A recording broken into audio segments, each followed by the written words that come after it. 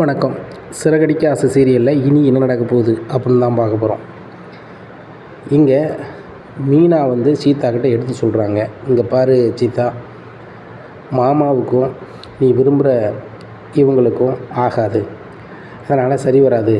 அப்படிங்கும்போது சீதா உன்னை நான் தனியாக பேசணும் அப்படிங்கிறாருன்னு உடனே என் தங்கச்சிட்ட பேசுறதுக்கு உங்களுக்கு ஒன்றுமே இல்லை அப்படிங்கும்போது, அக்கா கொஞ்சம் இரு, நான் என்னென்னு கேட்குறேன் அப்படின்னு சொல்லிட்டு சொல்லுங்கள் அப்படிங்கிறாங்க. இங்கே பாரு சீதா, உங்கள் அக்காவையோ மாமாவையோ கேட்டு நீ என்னைய விரும்பலை, நல்லா புரிஞ்சுக்கா. எங்கள் அம்மா என்றைக்கு உன்னை பார்த்தாங்களோ அன்றைக்கி என்கிட்ட சொல்லிட்டாங்க, இந்த பொண்ணு தாண்டா என் வீட்டு மருமகளாக வரணும், நீ எப்படியாவது இந்த பொண்ணை வீட்டுக்கு கூப்பிட்டு வா, நான் பேசுகிறேன் அப்படின்னு சொன்னாங்க. ஆனாலும் எனக்கு ஒரு நல்லா பிடிச்சிருந்தது, இதுதான் வாழ்க்கைன்னு சொல்லிவிட்டு நான் முடிவெடுத்து தான் நான் இந்த இடத்துல நிற்கேன்.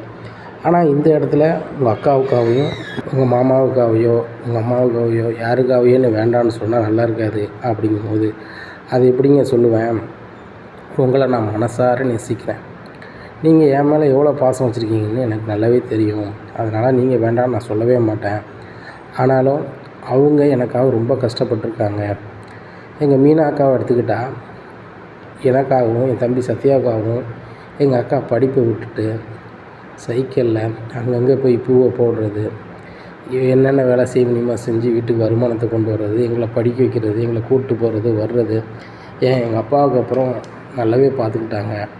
எங்கள் மாமாவும் அப்படி தான். ஆனால் எங்கள் மாமாவுக்கு உங்களை பிடிக்கல அப்படின்னு நினைக்கும் போது தான் என்ன செய்யணும்னு தெரியல. அப்படிங்கும்போது கண்டிப்பாக சொல்கிறேன் சீதா, என்னை அவருக்கு எப்போவுமே பிடிக்காது, எனக்கும் அவரை பிடிக்காது தான், ஆனால் அவருக்காக என்ன வேண்டாம்னு சொன்னால் அவ்வளோதான் அப்படிங்கிறாரு. சரி, நான் எங்கள் அக்காவட்டையும் உங்கள் மாமாட்டையும் பேசி சரி பண்ணிடுறேன். அப்படிங்கும்போது உங்கள் மாமா என்ன சொன்னாலும் சரி பண்ணிட்டு வரமாட்டார், அதனால் நீ எனக்கு ஒரு வாக்கு கொடுத்துட்டு போ. அப்படிங்கும்போது இங்கே பாருங்க, என் வாழ்க்கைனா அது நீங்கள் தான், இன்னும் இல்லை அப்படின்னா நான் கல்யாணம் முடிக்க மாட்டேன் அப்படிங்கிறாங்க. சீதா, அதெல்லாம் பேச்சு கிடையாது, நம்ம கல்யாணம் முடிப்போம், கூட சீக்கிரம் முடிப்போம். ஒன்று உங்கள் வீட்டு சம்மதத்தோடு, இல்லை நம்ம யார் சம்மதமே இல்லாமல் நம்ம கல்யாணம் முடிப்போம், அவ்வளோதான் அப்படிங்கிறாங்க. சரிங்க, எங்கள் அக்காட்ட பேசுகிறேன்னு சொல்லிட்டு போயிடுறாங்க. அருண் தள்ளி நிற்கிறாரு. இங்கே சீதாவை பார்த்து மீனா கேட்குறாங்க, பேசிட்டல அப்போலாம் அப்படிங்கிறாங்க.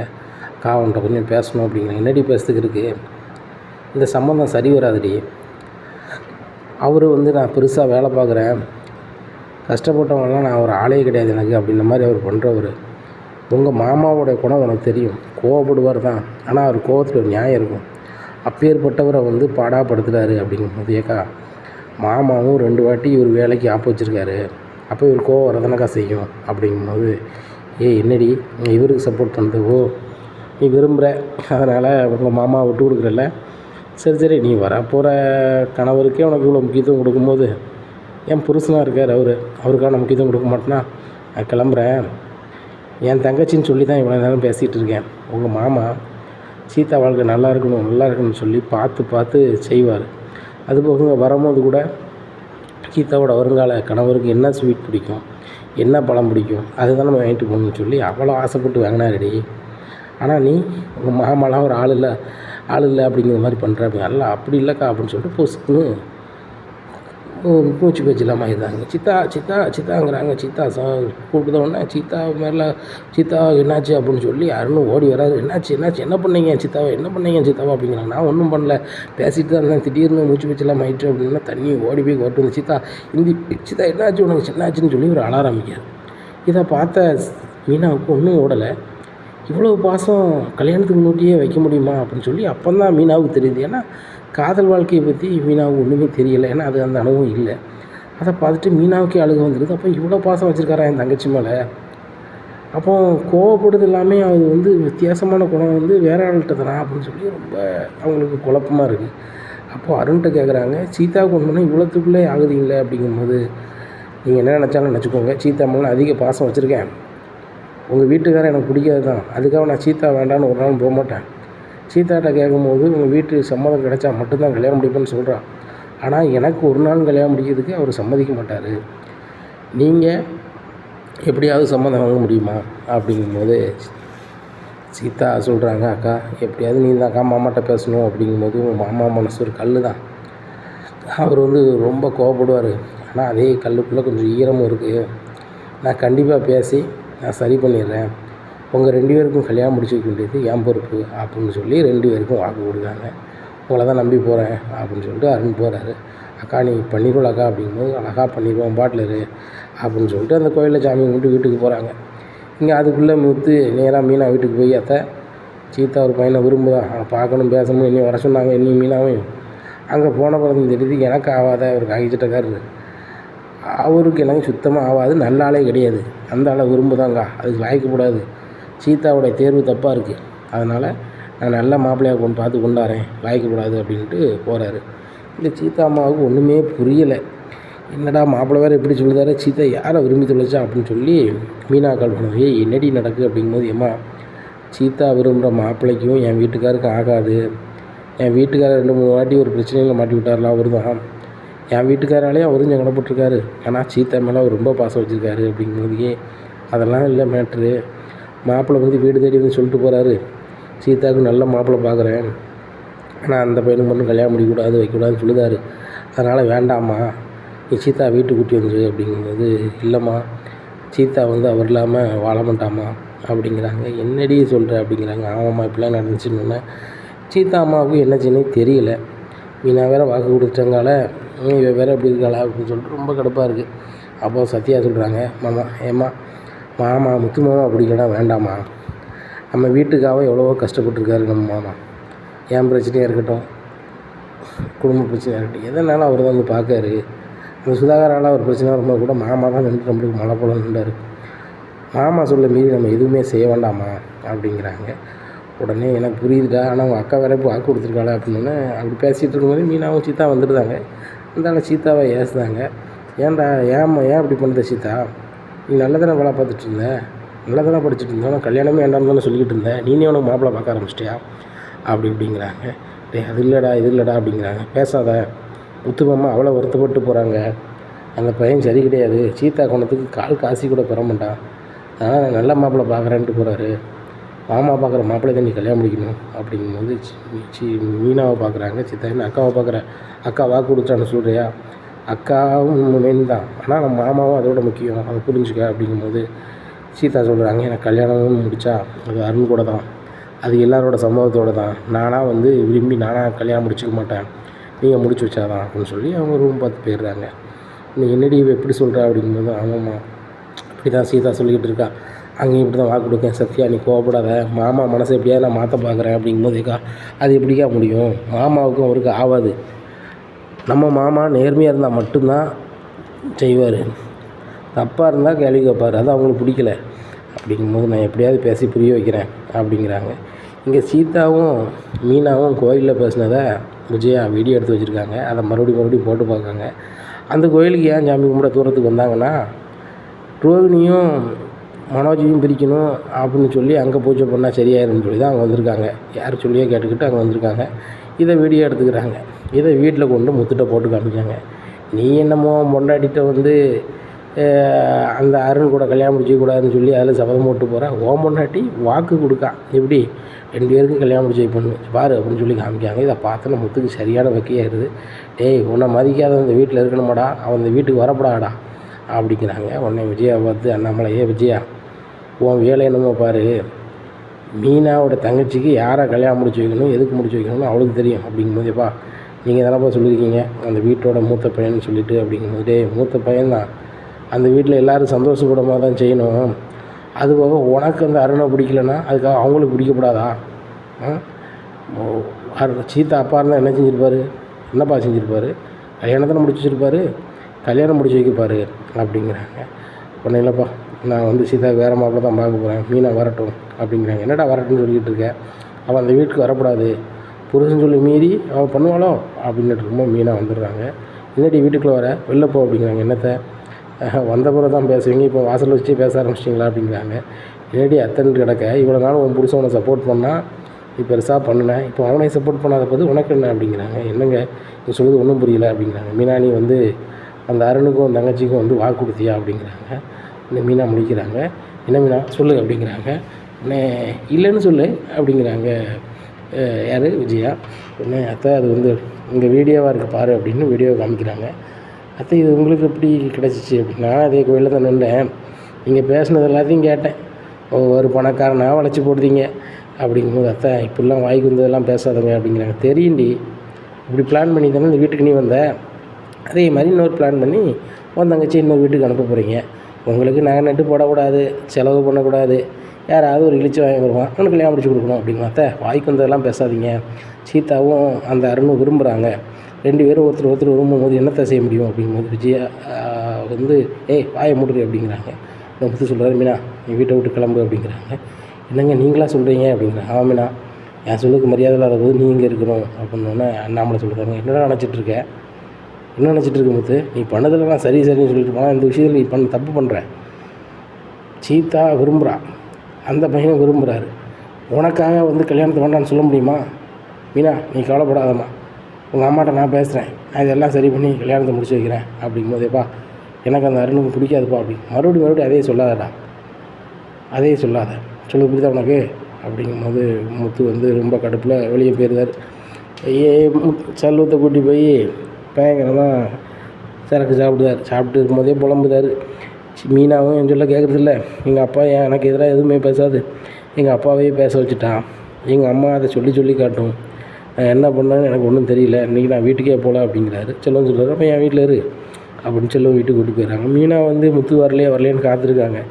அப்போ செல்வம் ஃபோன் பண்ணி, அம்மா முத்து சரியான கோபத்தில் இருக்கான், அதனால் என் வீட்டில் தான் தூங்குவான், காலில் வந்துடுவாம்மா அப்படிங்கிறாங்க. நைட்டு பூரா வரலை. இங்கே விஜயாவை வெட்டி பார்க்காங்க. ரைட்டு வேலையை ஆரம்பிச்சிட்டான்னு வரமுண்டா, இனிமேல் இவங்களுக்குள்ளேயே வந்து டர் வந்துடும். மனோஜ் ரோகிணி விட்டு தனித்தனியாக போவாங்கன்னு பார்த்தா அதுக்கு முன்னாடி இவங்க போயிடுவாங்க போலையே. ரொம்ப சந்தோஷமாக தான் இருக்குது அப்படின்னு மனசுக்குள்ளே நினச்சிக்கிட்டு இருக்காங்க. யார் இந்த விஜயா. இப்படி இருக்குது. காலையில் முத்து வாராரு. வந்தோடனே நைட்டு பூரா செல்வனை வீட்டில் தங்கிட்டீங்களா அப்படிங்கும்போது, உனக்கு யார் சொன்னா அப்படிங்கிறான். செல்வனை தான் ஃபோன் பண்ணி சொன்னாங்க, எங்கே உங்களுக்கு வீடு இல்லையா அப்படிங்கும்போது, வீடு இருக்குது, பட் நிம்மதி இல்லையே, எனக்கு யார் இருக்கா சப்போர்ட்டாக, எனக்கு எதிராக இருக்கிறவங்க எல்லோரும் சப்போர்ட் பண்ணுவாங்க, அப்புறம் நான் என்ன பண்ண முடியும், எங்கள் அப்பாவிலேருந்து எல்லாருமே நீ மாற்றிட்டேன், பண்ணு உன் தங்கச்சி கல்யாணம் முடிச்சு வை, என்ன கூப்பிடாத அப்படிங்கும்போது, என்னங்க எப்படி பேசுகிறீங்க, நீங்கள் தாங்க நின்று பண்ணி வைக்கணும் அப்படிங்கிற. யார் அந்த அருணுக்கு நான் நின்று கல்யாணம் பண்ணி வைக்கணும்னா, இல்லை நடக்கிறது கதை கிடையாது, எம்மா நான் சாதாரண டிரைவரு, அவர் பெரிய அதிகாரி, நான் உழைச்சா தான் சாப்பாடு, நான் வண்டிக்கு போகிறேன் அப்படிங்கும்போது, நான் என்ன பெரிய கோடீஸ்வரியா, நானும் பூத்துக்கு தான் நலைதேன், உங்கள் அம்மா சொன்ன மாதிரி 50க்கு 100 தானே நான் வந்து 30 ரூபா பூ வைக்கேன் அப்படிங்கும்போது, இல்லை நீ தான் டெக்கரேஷனோட பெரிய கான்ட்ராக்ட்காரங்களா அப்படிங்கிறாங்க. ஒரு கான்ட்ராக்டும் வேலையும் எடுக்கலை, இப்போதைக்கு நான் ஒரு வேலையும் செய்ய போகிறதில்ல அப்படிங்கும்போது, ஏன் செய்ய வேண்டியதுதானே அப்படிங்கிறாங்க. எனக்கு யார் சப்போர்ட்டாக இருக்கா, நான் டெக்கரேஷன் வேலை எடுத்து செய்யும் போது என் புதுசு முத்து சப்போர்ட்டாக இருக்காருன்னு தெம்பில் செய்வேன், இப்போ நீங்கள் இல்லாத போது நான் என்ன பண்ண முடியும் அப்படிங்கிறாங்க. ஏன் இப்போவும் உனக்கு நான் சப்போர்ட்டாக தானே இருக்கேன் அப்படிங்கிறாங்க. ஏன் இருக்கா, இன்றைக்கி ஈவினிங் வந்து டெக்கரேஷன் வேலைக்கு ஆட்கள்லாம் கூப்பிட்டு போகணும் வைக்கணும், நீங்கள் என்கிட்ட வீம் பண்ணிகிட்ருக்கீங்க அப்படிங்கும்போது, எனக்கு எல்லாம் நினப்பு தான் இருக்குது, வாமையிலான கோபம் இருந்தாலும் வேலையெல்லாம் நான் கெடுக்க மாட்டேன், ஆட்கள்லாம் தயாராக இருக்க சொல்லு அப்படின்னா, ஆட்கள்லாம் தயாராக ஃபோன் அடிக்காங்க. அப்போ நேராக போய் ஆட்கள் எல்லாம் கூப்பிட்டு அந்த இடத்துக்கு போகிறாங்க. டெக்கரேஷன் வேலையை நல்லா முடிச்சுட்டு வந்துடுறாங்க. வேலை முடித்தாலும் அங்கே மீனாட்ட சரியாக பேசவே இல்லை. அப்போ பார்க்குறவங்க எல்லாரும் சொல்லுவாங்க, முத்து தம்பி கலகலன்னு சிரிப்பார் மீனா, ஏன் நீ வந்து பேச மாட்டாங்க அப்படிங்கும்போது, இந்த மாதிரி கதைன்னொன்னா முத்துட்டு எல்லோரும் பேசுகிறாங்க. அப்போ தான் முத்துக்கு தெரிய வருது, நம்ம கோபத்தோட சீதாவோட சந்தோஷம் தான் முக்கியம், அப்போ இல்லாத பிள்ளை அப்படின்னு சொல்லிட்டு நேராக வீட்டுக்கு போகிறாங்க. வீட்டுக்கு போய் சீதாட்ட பேசுனாங்க.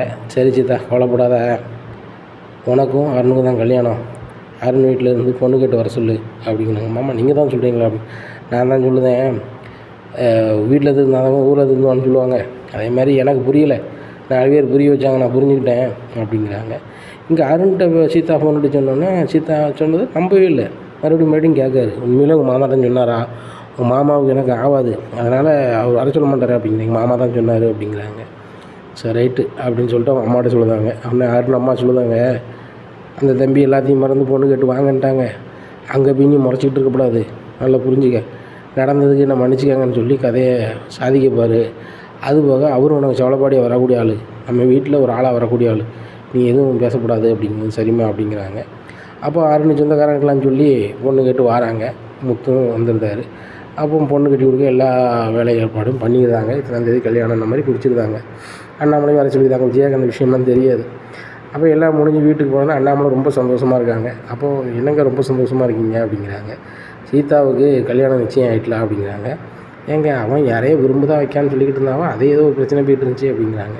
எல்லாம் சரியாயிருச்சு, அந்த பையனை தான் கல்யாணம் முடிக்க போகிறான் அப்படிங்கும்போது, ஏங்க மூத்த மருமவன் இவனை மதிக்கிறதே கிடையாதா, டேய் முத்து உனக்கெல்லாம் என்னடா மரியாதை இருக்குது அப்படிங்கும்போது, இந்த கல்யாணத்தை நடத்திக்க போகிறதே முத்து தான் அப்படிங்கும்போது, அது இப்படி இவனுக்கு தான் அவனுக்கு பிடிக்காத அப்படிங்கும்போது, பிடிக்காம தான் இருந்துச்சு, எனக்கு பிடிக்கலன்னா எல்லாருக்கும் பிடிக்காமல் இருக்கணுமா, அதை நான் இறங்கி வந்துட்டேன். அந்த பையனும் என்கிட்ட நடந்ததுக்கு வருத்தம் தெரிவிச்சிட்டாப்புல, அதனால் கல்யாணம் முடிச்சு வைக்கலான்னு பார்க்குறேன் அப்படிங்க. டேய் அதெல்லாம் வந்து அவங்க கதையை சாதிக்கிறது ஒன்று இப்படிலாமா ஏமாத்துறாங்க அப்படிங்கிறாங்க. ஏம்மா திடீர்னு பாசம் உங்களுக்கு என்ன, நீங்கள் அந்த வீட்டுக்கு நல்லது நடக்கூடாதுன்னு நினைக்கிங்க. யார் என்ன சொன்னாலும் என்ன நடக்கும், அந்த வீட்டில் நல்ல காரியம் நடக்கும், சீதாவுக்கு நல்ல வாழ்க்கை அமையும். டேய் உன்னையும் ஏமாற்றிட்டாங்களா, சரி சரி அவ்வளோதான் போ அவ்வளோ அப்படின்ட்டு விஜயா போகிறாங்க.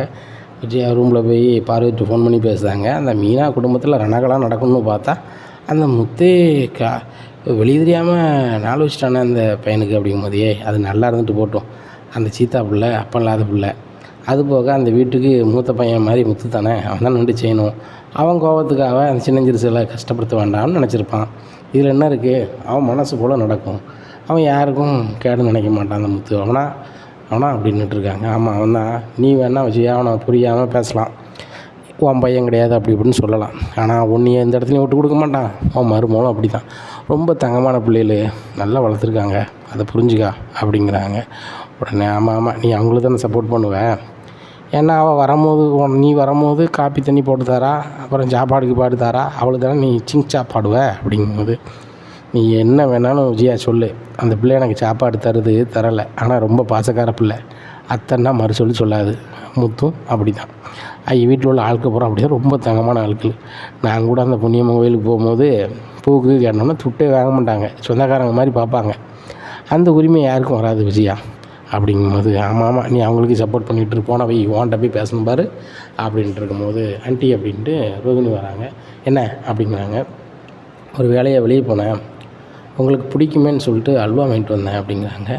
உடனே வேண்டாம் அப்படிங்கிறாங்க. அத்தை உங்களுக்கு பிடிக்குன்னு எனக்கு தெரியும் அப்படின்னு சொல்லி வச்சுட்டு போகிறாங்க. சாப்பிட்றாங்க, செம்மையாக இருக்குது. ஏன்னா ரோகிணிகிட்ட எங்கேயும் போனால் எனக்கு பிடிச்சமானதான் வாங்கிட்டு வான்னு சொல்லலாமோ, சரி ரொம்ப இறங்கி போனால் நல்லா இருக்காது அப்படின்னு சொல்லிட்டு அந்த அல்வாவை சாப்பிட்றாங்க. இங்கே ரோகிணி மறுபடியும் திரும்பி வந்து பார்க்குறாங்க, அல்வா சாப்பிட்டுட்டு இருக்காங்க. ஆண்டி அப்படியே கவர் பண்ணிட வேண்டியதான் அப்படின்னு சொல்லிட்டு நினைக்காங்க. இப்படி நாட்கள் அப்படி நகருது. 2 நாள் கழிச்சு ஒரு 1000 மல்லிகைப்பூ வாங்கிட்டு வராங்க. அத்தை இதில் 1000 மல்லிகைப்பூ இருக்குது, வச்சுக்கிடுங்க அப்படிங்கிறது. இதெல்லாம் எனக்கு எதுக்கு வேணுந்த அப்படிங்கிறாங்க. இல்லை ஆண்டி, நீங்கள் வெளியே போகும்போது எப்போவுமே வந்து லட்சணமாக போவீங்க, இப்போ கொஞ்ச நாளாக பார்க்குறேன் பூ வைக்காமல் போகிறீங்க, கஷ்டமாக இருக்குது, இதை வச்சுக்கிடுங்க, நான் ரெகுலராக வாங்கி கொண்டே உங்கள்கிட்ட தந்துடுறேன் அப்படிங்கும்போது, நீங்களாம் பூ வாங்கி கொண்டு தர வேண்டாம், அந்த வீட்டில் தான் பூ கட்டுதலை அப்படிங்கும்போது, இல்லை ஆண்டி அவங்ககிட்ட வாங்கினா உங்களுக்கு கற்றுருக்காது, உங்கள்கிட்ட வந்து பணம் இருக்குது, நம்ம வாங்கி கட்டுறோம் அப்படின்னா தான் அவங்க இந்த மீனா வந்து அடங்குவாங்க அப்படிங்கிறாங்க. அதுவும் சரி தான், இந்த 1000 பூ வாங்கி அவளுக்கு எதுக்கு நம்ம பணம் கொடுக்கணும் அப்படின்னு சொல்லிட்டு சரி அப்படிங்கிறாங்க. இங்கே அப்படியே போகுது. ரோகிணி நினைக்காங்க, சரி ரைட்டு ஆண்டி நம்மளை மறந்துடுவாங்க உங்களுக்கு, பழைய இதை மறந்துடுவாங்க அப்படின்னு நினச்சிட்ருக்காங்க. ஆனால் ரோகிணி எப்படியாவது விட்டு அனுப்பணும், வேறு என்ன பண்ணலாம் அப்படின்னு சொல்லி நினைக்காங்க. அப்போ பார்வதிக்கு தேடி போகிறாங்க. அப்போ பார்வதி தேடி போகும்போது அங்கே பார்வதி வீட்டில் சண்டை போயிட்டுருக்கு.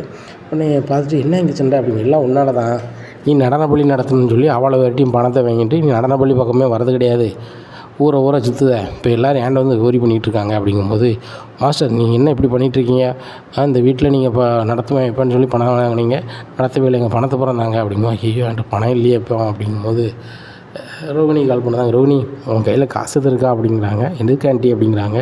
இல்லை நடனப்பள்ளி நான் ஒழுங்காக நடத்தலைன்னு சொல்லிட்டு ஃபீஸ் கட்டினவங்கெல்லாம் திருப்பி வந்து கேட்காங்க அப்படிங்கிறாங்க. எவ்வளோ ஆண்டி வேணும் அப்படிங்கும்போது, இப்போ எனக்கு உடனே ஒரு 60,000 ரூபா வேணும், இப்போதைக்கு செட்டில் பண்ணணும் அப்படிங்கும்போது, சரி ஆண்டி நான் கொண்டு வரேன் அப்படிங்கிறாங்க. கையில் காசு இல்லை. புதுசாக ஒரு இடத்துல வேலைக்கு சேர்ந்துருக்காங்க பார்லரில். அந்த பார்லரை கல்லாவையும் கவனிச்சுக்காங்கன்னு இருக்காங்க. இன்றைக்கி கல்லாவை கை வச்சு தான் லாய்க்கப்படும் அப்படின்னு சொல்லி கல்லாவை கை வச்சு 60,000 கொண்டு கொடுக்காங்க. ஆண்டி இதை வச்சுக்கோங்க அப்படிங்கிறாங்க. உடனே என்ன பிடிங்க பணம் அவ்வளோதானே, இன்னுமெல்லாம் இப்படி பேசிகிட்டு இருக்க வேலை வச்சுக்காதீங்க பார்வதி, இனிமேல் நடனப்பள்ளி நடத்த போகிறதில்ல, ஏன்னா மனோஜினியை வந்து கல்லாவில் வந்து இருக்க சொல்லியிருக்கான் அப்படிங்கும்போது ரோகிணி முழிக்காங்க. என்னடா இது அப்படின்னு சொல்லிட்டு, ஆண்டி உங்களுக்கு அதை பற்றி தான் தெரியாத அப்படிங்கிறான். ஏம்மா தெரியாது, இனிமேல் நான் கற்றுக்க தான் போகிறேன், ஒன்றையும் அங்கே போகண்டான்னு சொல்லிட்டோம்ல, அவனை கை மாற்றத்துக்கு ஆள் வேணும்ல, அவனும் மீட்டிங்கு அங்கே இங்கேன்னு போகிறான், அப்போ போகும்போது நான் என்னத்தானே லாய்க்கப்படும், அதுபோக நான் வந்தால் வியாபாரம் நல்லா ஆகும், என் ராசி அப்படி இப்படின்ட்டு இருக்காங்க. ஆகா, ஏற்கனவே மனோஜ் வந்து என்னை கொஞ்சம் கொஞ்சமாக பேசிகிட்டு இருக்கார், அதையும் இந்த ஆண்டி முடிச்சு விட்ருவாங்க போலையே அப்படின்னு சொல்லி, ஆண்டி உங்களுக்கு எதுக்கு சிரமம் ஆண்டி, நான் வேணா போகிறேன் அப்படிங்கும்போது, இல்லை நீலாம் போகண்டா, இந்த 60,000 நான் வாங்கிட்டதுனால நான் எல்லாத்தையும் மறந்துட்டேன்னு நினைக்க வேண்டாம் அப்படிங்கிறாங்க.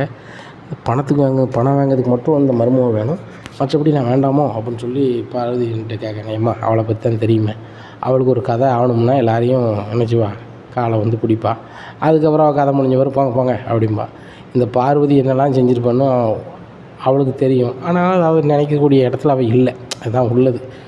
அவள் சின்ன வயசுலேயே கல்யாணம் ஆகிட்டு வச்சுட்டுன்னு சொல்லி பிள்ளைய பார்க்க முடியாமல் கிடப்பா. நான் தான் பிள்ளைகளை பார்ப்பேன். இப்போ உங்கள் வீட்டில் இருக்க எல்லாரையுமே நான் தான் தூக்கி சுமந்துருப்பேன். அதெல்லாம் நினைக்க மாட்டா. புது புது வரவாக பிடிச்சிட்டு இருந்தா. அந்த சிந்தாமணியே என்ன தான் நினச்சான்னு தெரில. சிந்தாமணிகிட்ட பேசாத மாதிரி என் வீட்டில் இது பண்ணிகிட்டு இருந்தா. இடையில ஒரு இடத்துல பார்க்க 2 பேரும் பேசி சிரிச்சுக்கிட்டு இருக்காவான். எல்லாம் நடக்க தான் செய்யுது அப்படிங்க. அப்போ அந்த சிந்தாமணிகிட்ட பேசுவாங்களா அப்படிங்கிறாங்க. என் வீட்டில் நான் நம்பணுங்கிறதுக்காக 2 பேரும் பிடிக்காத மாதிரி நடந்துக்கிட்ட மாதிரி இது பண்ணாவா. நானே தச்சியெல்லாம் பார்த்துட்டேன். அதையும் விஜயாட்ட கேட்டால் இல்லைம்மா நான் விட்டுட்டேன், இது நினைக்காதம்மா, நீ விஜயாவுக்கு எப்பவும் செலவு கொடுத்துக்கிட்டு இருந்தாலும் உன்னை விட்டுட்டா போக மாட்டா, உன்னையே தான் சுற்றி வருவா அப்படிங்கிறாங்க. அப்படியே சொல்கிறீங்க அப்படிங்கிறாங்க. ஆமாம்மா, இப்போ நீ சொல்லுதெல்லாம் பெருசாக தான் சொல்லுதா, நீ ஏதோ நகை வாங்கி கொடுத்துருக்க வச்சுருக்க எதுக்கு அதை சொல்லுதாங்க அப்படின்ட்டு இருக்கும்போது சரி சரி சரி அப்படின்னு சொல்லி சரி ஆண்டி நான் கிளம்புறேன் அப்படின்ட்டு இருக்கும்போது சிட்டி கால் பண்ணுறாங்க. சிட்டி கால் பண்ணி ரோஹினி நீங்கள் எஸ் ஆயிருங்க அப்படிங்கிறாங்க. எதுக்கு எஸ் ஆகணும் அப்படிங்கிறாங்க. அந்த நகை விஷயம் வெளியே தெரிஞ்சு போச்சு அப்படிங்கிறாங்க. நகை விஷயம் வெளியே தெரிஞ்சு போச்சா அப்படிங்கிறாங்க. ஆமாம், அந்த நகை விஷயம் வெளியே தெரிஞ்சு போச்சு. நான் அவங்ககிட்ட தந்த நகை வந்து அது ஒரு ஆள்கிட்ட ஆட்டையை போட்டது அப்படிங்க. என்ன சிட்டி இப்படி சொல்கிறீங்க அப்படிங்கிறாங்க. ஆமாம், ஒரு ஆள்கிட்ட ஆட்டையை போட்டது தான். அவன் வசமாக கோர்த்து விட்டுனா பழைய பண்ண கதையை போகிறான்னு சொல்லுதான். நான் அப்படி இது பண்ணால் உங்களை தான் கை காட்ட வேண்டியிருக்கும் அப்படிங்கிறாங்க. சிட்டி இப்படி பண்ணிங்கன்னா என்ன அர்த்தம் அப்படிங்கிறாங்க. எனக்கு தெரியாது சிட்டி ரோஹினி, நீங்கள் கிளம்பிடுங்க, நான் கிளம்பிடுவேன் அப்படின்னு சொல்லி அவர் செல்ல ஆஃப் பண்ணிவிட்டு அவர் வெளியூரை பார்த்து கிளம்பிடுறாரு. இங்கே ரோஹினிக்கு என்ன செய்யணும் தெரியல. நம்ம வேறு நகையை வாங்கி ஆண்டிகிட்ட கொடுத்தோமே அதை நகையும் வாங்க முடியாத, ஆண்டி வேறு இதை போட்டுட்டு அலைதாங்களே, இதை யாரும் பார்த்தாங்கன்னா அவ்வளோதான் சிக்கலாயிருமே அப்படின்னு சொல்லி நினைக்காங்க. இப்படியா இருக்குது. அப்போ சிந்தாமணி கால் பண்ணியிருந்தாங்க விஜயாவுக்கு. மாஸ்டர் எங்கே இருக்கீங்க அப்படிங்கிறாங்க. வீட்டில் அப்படிங்கிறாங்க. நீங்கள் ஒரு டாலர் ஒன்று போட்டுக்கிட்டு இருக்கீங்களா அப்படி. ஆமாம் அப்படி. அது ரொம்ப சூப்பராக இருக்குது, அதை என்கிட்ட தந்துருங்க அப்படிங்கிறாங்க. இல்லை இல்லை நான் அதை கொடுக்க மாதிரி இல்லை. இல்லை இதை என்கிட்ட தாங்க, இதை வந்து நான் வந்து உங்களுக்கு பணம் டபுள் மடங்கு தரேன் அப்படின்னா. டபுள் மடங்காக தரீங்களா அப்படின்னு. ஆமாம் டபுள் மடங்காக தரேன் அப்படின்னு சொல்லிட்டு சிந்தாமணி வாங்கியிருந்தாங்க. என்ன சிந்தாமணி வாங்கியிருந்தாங்க. சிந்தாமணி வாங்கிட்டு அதுக்கு டபுள் மடங்காக நகையை எடுத்து கொடுத்துருந்தாங்க. விஜயா பெருசாக போட்டிருக்காங்க. என்னடா ஆண்டி கழுத்தில் வேறு மாதிரி நகை கிடக்கு அப்படின்னு சொல்லி, ஆண்டி அந்த நகை எங்கே அப்படிங்கும்போது, ஏம்மா அந்த நகையை ஒரு ஆள்கிட்ட கொடுத்துட்டேன், அதை வாங்கிட்டு டபுள் மடங்கு தந்துட்டாங்க அப்படிங்கும்போது, ஆண்டி அது விலை கூடது, அதை விட டபுளாக வாங்கியாச்சுமா, நான் வேறு நகையும் வாங்கி பீரோவில் வச்சுருக்கேன் அப்படிங்கிறாங்க. இங்கே சிந்தாமணிகிட்ட அந்த நகை இருக்குது. சிந்தாமணி அந்த நகையை ஒரு கல் பதிக்கணும் அப்படின்னு சொல்லி ஒரு இடத்துக்கு போகிறாங்க. அந்த கல் பதிக்க இடத்துல அந்த ஆள் இதை பார்த்துட்டு, இது நம்ம ரெடி பண்ணி கொடுத்தது தானே, ரொம்ப நாள் இருக்குமே, இதை காங்கில் வைக்கலான்னு வந்து சொன்னாங்களே, இப்போ இவங்ககிட்ட இருக்க இவங்கள பார்க்க புதுசாக தெரியுது அப்படின்னு சொல்லிட்டு, சரி ரைட்டு அப்படின்னு சொல்லி அதிகாரிக்கு ஃபோன் பண்ணிடுவோம்னு சொல்லி ஸ்டேஷனுக்கு கால் பண்ணுறாங்க. சார் இந்த மாதிரி நகை வந்தால் பதில் சொல்லுவேன்னு சொன்னீங்களா, அந்த நகை வந்திருக்கு, அவங்க கொண்டு வந்திருக்காங்க அப்படிங்கிறாங்க. அங்கே கொண்டு வந்திருக்காங்களா அப்படின்னு சொல்லிட்டு, ஆமாம் அங்கே கொண்டு வந்திருக்காங்க அப்படிங்கிறாங்க. உடனே நகை யார் கொடுத்தது வச்சது அப்படின்னா சிந்தாமணின்னு சொல்லியிருந்தாங்க. சிந்தாமணிகிட்ட கேட்கையில் சிந்தாமணி விஜயா இருந்தாங்கன்னு விஜயா வர வைக்காங்க. உங்களுக்கு யார் இருந்தது அப்படின்னா ரோஹினி தான் இருந்தாங்க அப்படின்னா ரோஹினியும் கூப்பிட்டு போயிடுறாங்க. உங்களுக்கு யார் இருந்ததுன்னா சிட்டி அப்படின்னு. இப்படி எல்லோரும் வட்டமும் சுற்றுது. அப்போ நாங்கள் நகையை ஃபுல்லுமே ரோஹினி தான் கொடுத்து வச்சுருக்கோம் அப்படிங்கிறாங்க ஒரு கட்டத்தில். ஏன்னா சிட்டியால் அதுக்கு மேலே வந்து வேறு லைனில் நம்ம போக முடியும்னு தெரியல. அதனால் ரோஹினியை காமிச்சிடுறாங்க. ரோஹினியும் உள்ளே போயிடுறாங்க. ரோஹினியும் வெளியெடுக்க ஆளே இல்லாமல் உள்ளே கிடக்காங்க.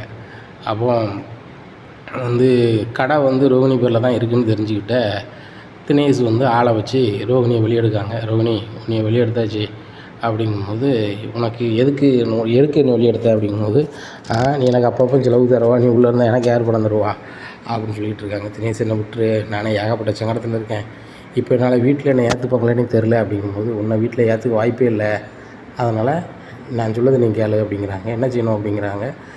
அந்த கடை உன் பேரில் தானே இருக்குது, பேசாமல் அவங்க கடையை காலி பண்ண சொல்லு, கடையை நான் நடத்துகிறேன், அதில் வர வருமானத்தை நம்ம 2 பேரும் ஷேர் பண்ணிக்கலாம் அப்படிங்கும்போது, இல்லை இல்லை அது என் மனோஜ் தான் நடத்துவார், மனோஜ் என்னை வந்து என்ன நடந்தாலும் என்னை ஏற்றுப்பார் அப்படின்னு சொல்லி வீட்டுக்கு போகிறாங்க. உடனே அந்த நேரத்தில் மனோஜுக்கு வேறு பொண்ணுலாம் பார்த்து பேசிலாம் வச்சுருந்தாங்க. அண்ணாமலை சொல்ல மீறி முத்து எவ்வளவோ சொல்லி பார்க்காங்க, வீட்டில் இருக்கவங்க சொல்லி பார்க்காங்க, ஒன்றும் நடக்கலை. இப்படியா இருக்குது. இந்த சூழ்நிலையில் ரோஹினி வந்து என்னையை ஏற்று எப்படி அவங்க வந்து கல்யாணம் முடிக்க ரெடி பண்ணலாம் வைக்கலாங்க. மதியே நீ கல்யாணத்தை ஏமாற்றி கல்யாணம் முடிச்சிருக்க, அது போக நீ இப்படியான வேலைகள்லாம் இத்தனை ஆள்கிட்ட பழகி வச்சுருக்க. வணக்கம், எல்லோரும் எப்படி இருக்கீங்க, வீட்டில் நல்லா இருக்காங்களா, நீ இந்த வீட்டுக்குள்ளே வரக்கூடாது, வெளில போ அப்படிங்கிறாங்க. எல்லாம் உங்களால் தான் ஆண்டி, அந்த நகையை நான் ஏன் வாங்கினேன், நீங்கள் வந்து என்கிட்ட எப்படியாவது பேசணும்னு சொல்லி தான் அந்த நகையை வந்து நான் கடன் வாங்கி வாங்கினேன், அதை மனோஜ் கூட தெரியும் அப்படிங்கும்போது மனோஜுக்கு வந்துட்டு நிற்காரு. இங்கே பாரு இதெல்லாம் என்கிட்ட பேசாத, வீட்டு விட்டு வெளியே போ. நான் மனோஜுக்கு வந்து ஒரு வசதியான வீட்டில் பொண்ணு பேசிட்டேன், ஒரு வாரத்தில் கல்யாணம், இந்த பக்கம் வராத அப்படிங்கும்போது, ஆண்டி நான் போகவே மாட்டேன், வைக்க மாட்டேன் அப்படிங்கும்போது, இல்லை போகிறியா என்ன அப்படின்னு சொல்லி மேலே கை வைக்க போகிறாங்க. அப்போ அண்ணாமலை சொல்லுதாங்க, விஜயா இதுக்கு மேலே உனக்கு மறுவாதி கிடையாது, பார்த்துக்க அப்படிங்கும்போது, என் வீட்டில் இவன் இருக்கக்கூடாது அப்படிங்கும்போது, என் பங்குகள் உள்ளதை நான் ரோகிணிக்கு எழுதி கொடுக்கேன், இப்போ ரோகிணி இருக்கலாம்ல அப்படின்னா ரோகிணி சிரிக்கிறாங்க. என்னடி சிரிக்கிற அப்படிங்கிறாங்க. பார்த்தீங்களா ஆண்டி, எனக்கு சப்போர்ட் பண்ண ஆள் இருக்குது, அங்கிள் நான் இந்த வீட்டை விட்டு போக மாட்டேன் அப்படின்னு சொல்லி ரூம் பார்த்து போயிடுறாங்க. இங்கே விஜயாவுக்கு ரொம்பவே கடுப்பாக இருக்குது, இப்படி இருக்குதுன்னு சொல்லிட்டு இப்படி நாட்கள் நகருது. அப்போது சுருதியும் வந்து இவர் ரவிக்கு தெரியாமல் நம்ம ரெஸ்டாரண்ட் பார்த்து ரெடி பண்ணிடணும் அப்படின்னு அங்கங்கே அலையுதாங்க. ஆனால் அலையிற இடத்துலலாம் வெகுளியாக வந்து அவங்க அம்மாட்ட சொல்கிறாங்கன்னா, இந்த இடத்துக்கு போகிற மம்மி, அங்கே போகிற மம்மி, இந்த ரெஸ்டாரண்ட் வந்து கேட்டு வைக்கணும்னு நினைக்கிறேன், அதை நினைக்கிறேன் அப்படி இப்படின்னு சொல்கிறாங்க. இந்த சுருதி எல்லாம் பேசி வைக்க சுருதியோட அப்பா எல்லாத்தையுமே ஆட்டையை கலைச்சிக்கிட்டே இருக்கார், இந்த ரெஸ்டாரண்ட் கொடுக்கக்கூடாதுன்னு சொல்லிட்டு. அப்போ நம்மளுக்கு ரெஸ்டாரண்ட் கிடைக்காது போலையே அப்படின்னு சொல்லிட்டு இவங்க வந்து ரொம்ப மன உளைச்சல்லே இருக்காங்க. இப்படியா இருக்குது இந்த சூழ்நிலை. முத்துட்டு வந்து சொல்லுதாங்க, முத்துங்க பாருங்கள், நான் நிறைய இடத்துல ரவிக்கே தெரியாமல் ஒரு ரெஸ்டாரண்ட் ஆரம்பித்து அந்த ரெஸ்டாரண்ட்டில் வேலைக்கு ரவியை வைக்கணும்னு நினைக்கிறேன், ஆனால் வந்து ரெஸ்டாரண்ட்டே தர மாட்டுறாங்க அப்படிங்கும். ஏன் அப்படிங்கும்போது, ரெஸ்டாரண்ட் முதல்ல நான் பேசும்போது சரின்றாங்க, அட்வான்ஸ் கொடுக்குறேன் ஓகேன்றாங்க, அதுக்கப்புறம் இன்னொரு நாள் போய் கேட்டால் இல்லைங்க நான் வேறு ஆள்கிட்ட கொடுத்துட்டேங்கிறாங்க, இப்படியே பண்ணிகிட்ருக்காங்க, என்ன வரனே தெரில அப்படிங்கும்போது, சரி யாரெல்லாம் போய் வந்து ரெஸ்டாரண்ட் கேட்குறீங்க அப்படிங்கும்போது, எங்கள் அம்மாவும் நானும் தான். என்ன முத்து சிரிக்கிறாரு, தப்பாக நினச்சிக்காதீங்க, உங்கள் அம்மாவுக்கும் உங்கள் அப்பாவுக்கும் ஒரே ஒரு கதை தான். என்ன கதைன்னா, அவங்ககிட்ட பணத்தை வாங்கி தான் நீங்கள் ரெஸ்டாரண்ட் வைக்கணும், இல்லைன்னா ரெஸ்டாரண்ட்டே வைக்கக்கூடாதுங்கிறது அவங்க எண்ணம். ரவி வந்து நிறைய வாட்டி லோனுக்கு அங்கங்கே அலையுதான், அந்த பேங்கில் பூரா பூந்து ஆட்டையை கலைச்சது எல்லாமே உங்கள் அப்பாவும் உங்கள் அம்மாவும் தான், எனக்கு நல்லாவே தெரியும் அப்படிங்கும்போது, என்ன முத்து இப்படி சொல்கிறீங்க அப்படிங்கும்போது, இங்கே பாருங்கள், ஒரு பேங்கில் உள்ள ஒரு மேனேஜர் ஒரு ஆள் என் கார்லேயே வருவார், அவரே சொன்னார், உங்கள் தம்பியோட மாமனார் பெரிய வசதி, அவர் வந்து எங்களுக்கு கொடுக்கவே கூடாதுங்காரு, அவர் எங்கள் பேங்கில் நிறைய பணம் போட்டு வச்சுருக்காரு அப்படிங்கும்போது, அவர் சொல்ல மீற முடியல, வைக்க முடியல, அவரும் ஒரு இடத்துல வேலை பார்க்காரு, ஒரு அதிகாரியாக இருக்கார், என்ன பண்ணுறது அப்படின்னு சொல்லிட்டு சொல்கிறாங்க. அதனால் உங்கள் அம்மாவுக்கு தெரிஞ்சதுனால அவங்க பணத்தை தான் நீங்கள் ரெஸ்டாரண்ட் வைக்கணும், இல்லைனா நீங்கள் வந்து வைக்கவே கூடாதுங்கிற எண்ணத்தில் அவங்க இருக்காங்க, அதனால் அவங்களே உங்க கூட வர்றது மாதிரி வந்து இடத்த கேட்குற மாதிரி கேட்டு கொடுக்கக்கூடாதுன்னு கூட சொல்லுவாங்க அப்படிங்கோ. அப்படியே சொல்கிறீங்க அப்படிங்கிற. ஆமாம் அப்படி தான், நான் எனக்கு தெரிஞ்ச ஒரு அரசியல்வாதி இருக்கார், அவர் நல்ல பெரிய ஆள், அவர்கிட்ட பேசி எங்கேயாவது இடம் இருக்கான்னு கேட்போம் அப்படிங்கும்போது, சரி முத்து எனக்கு இந்த உதவி பண்ணுங்கள், எப்படியாவது ஒரு ரெஸ்டாரண்ட்டாக தனியாக வைக்கணும், என்கிட்ட இருக்க பணத்தை வச்சு ஒரு ரெஸ்டாரண்ட் வைக்கணும், அந்த ரெஸ்டாரண்ட்டில் ரவியை பார்ட்னர் ஆகணும், அதில் அவரை சமைக்க வைக்கணும் அப்படிங்கிறாங்க. கண்டிப்பாக நடக்கும், ரவி சூப்பராகவே சமைப்பான், நல்லாவே பேர் வாங்குவான் அப்படிங்கிறாங்க. ஆமாம் அந்த மீத்து ஹோட்டலில் வந்து இவன் தான் வேலை பார்க்குறான், ஆனால் வந்து நல்லா பண்ணுறான், இவனை வச்சு தான் நல்லா கூட்டம் வருது, ஆனால் இவனால் ஒன்றுமே கிடையாதுன்னு சொல்லிக்கிட்டு இருக்காப்புல அந்த மீத்து. இந்த ரவியும் புரிஞ்சுக்க மாட்டான் அப்படிங்கும்போது, சரி விடுங்க நான் பார்த்துக்கிறேன் அப்படின்னு சொல்லிட்டு நேராக அரசியல்வாதி பார்க்க போகிறாரு. அவருக்கு தெரிஞ்ச ஒரு ஆள்கிட்ட பேசுகிறாரு, அவங்க ஒரு புதுசாக ஒரு மால் கட்டி வைக்காங்க, கடையாக விற்கும்போது ரவியும் சுருதியும் வைக்கிற மாதிரி ஒரு இடத்த தேர்வு பண்ணி, இந்த இடத்த கொடுங்க, நம்மளுக்கு தெரிஞ்ச தம்பி தான், பணம் தரனாலும் நான் தரேன் அப்படிங்கிறாங்க. இங்கே சுருதி பணம்லாம் வச்சுருக்காங்கன்னு சொல்லி சுருதியும் கூட்டி போய் அந்த பணத்தெல்லாம் கொடுத்துட்றாங்க. பணத்தை கொடுத்து இந்த ரெஸ்டாரண்ட்டுக்கு யார் பேர் வைக்கலாம் அப்படின்னு சொல்லி பார்க்கையில் ரவி பேரே வைக்க போகிறேன்னு சொல்லி ரவி பேர்லேயே அந்த ரெஸ்டாரண்ட் ஆரம்பிச்சிடுறாங்க, ரவி ரெஸ்டாரண்ட்னு சொல்லிட்டு. அப்போது சுருதி சொல்கிறாங்க, நாளைக்கு ஒரு முக்கியமான இடத்துக்கு எல்லோரும் போகணும் அப்படிங்கும்போது, என்ன சுருதிமா எங்கே போகணும் அப்படிங்கிறாங்க. இல்லை ஆண்டி முக்கியமான இடத்துக்கு போகணும் அப்படிங்கிறாங்க. உடனே அங்கே வாசுதேவன் புஞ்சாதிக்கும் கால் பண்ணுறாங்க சுருதி. எல்லாருமே பெறப்பட்டு அங்கே வராங்க, வந்து பார்க்குறாங்க. அந்த ரெஸ்டாரண்ட் பேர் ரவி ரெஸ்டாரண்ட் இருக்குது, ரவியே எல்லாம் நல்லா இருந்தார். இது யார் ரெஸ்டாரண்ட்டு சுருதி அப்படிங்கும்போது, நம்ம ரெஸ்டாரண்ட்டு தான், யார் பேரில் இருப்பார், உன் பேரில் தானே இருக்குது அப்படிங்கிறாங்க. வா வந்து கல்லால் உட்காரு அப்படிங்கிறாங்க. கல்லால் உட்காரணுமா, ஐயோ நீ தான் அந்த வீட்டு இந்த இதில் பார்ட்னர் நீ தான், ஆனால் சமைக்கிறது நீ தான் செய்யணும் அப்படிங்கும்போது, இது எப்படி ஒன்றால் வைக்க முடிஞ்சிச்சு அப்படிங்கும்போது, இங்கே முத்தை சொல்கிறாங்க, முத்து தான் அவ்வளோ உதவி பண்ணார், அவர் தெரிஞ்ச அரசியல்வாதி மூலமாக தான் இந்த ரெஸ்டாரண்ட் ரெடி பண்ணார், நம்மளுக்கு வேண்டாதவங்க நம்ம ரெஸ்டாரண்ட் வைக்கூடாதுன்னு சொல்லி அங்கே பூந்து என்ன செஞ்சுட்டு இருந்தாங்க, கெடுத்துக்கிட்டு இருந்தாங்க. அவங்களுக்கே தெரியாமல் அவங்க மூக்கையே உடச்சி விட்டு இந்த முத்து என்ன செஞ்சுட்டார், எனக்கு ரெஸ்டாரண்ட்டு வைக்கிறதுக்கு ரெடி பண்ணி தந்துட்டார், இதுக்கு இந்த சுருதி தான் ஓனரு, இதுக்கு நீ பார்ட்னர் புரிஞ்சுக்க, இனிமையாவது இந்த சுருதி பேச்சை கேட்பியா அப்படிங்கிறாங்க. இங்கே ரவி அரண்டு போகிறாரு. இங்கே விஜயாவுக்கு ஒன்றும் ஓடலை, நம்ம சம்மந்தியை மீறி இந்த முத்து இந்த சுருதிக்கு உதவி பண்ணி இந்த ரெஸ்டாரண்ட் வச்சிட்டாங்களா அப்படின்ட்டு இருக்கும்போது மனோஜ் நினைக்கிறார், நம்மளோட பெரிய கடையாக இருக்க, நம்மளோட ரவி பெரிய ஆளாயிருவானோ, எப்படியாவது வந்து கெடுக்க பார்க்கணுமே, அப்படி கெடுக்கல அப்படின்னா அவன் முன்னேறி வந்துடுவானே அப்படின்னு சொல்லி தெரியுதுன்னு முழிக்கார். இனி என்ன நடக்கும் இந்த விஜயா வீட்டில் அப்படிங்கிறத பொறுத்திருந்து பார்க்கலாம். நம்ம சேனலை நீங்கள் கொஞ்சம் மறக்காமல் லைக் அண்ட் சப்ஸ்கிரைப் பண்ணுங்கள். நன்றி, வணக்கம்.